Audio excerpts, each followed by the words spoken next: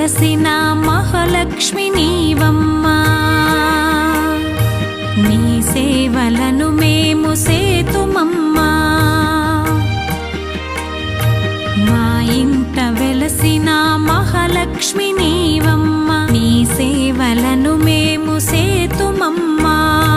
పసుపు కుంకుమలతో నారికేళములతో, పసుపు కుంకుమలతో నారికేళములతో నీ పూజ ఘనముగా చేయుదము తులసమ్మా.